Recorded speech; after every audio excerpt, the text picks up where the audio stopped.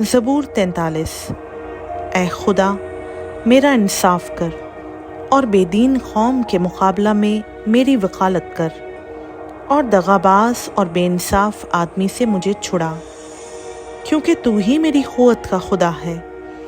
تو نے کیوں مجھے ترک کر دیا؟ میں دشمن کے ظلم کے سبب سے کیوں ماتم کرتا پھرتا ہوں؟ اپنے نور اور اپنی سچائی کو بھیج، وہی میری رہبری کریں، وہی مجھ کو تیرے کوہ مقدس اور تیرے مسکنوں تک پہنچائیں۔ تب میں خدا کے مصباح کے پاس جاؤں گا، خدا کے حضور جو میری کمال خوشی ہے۔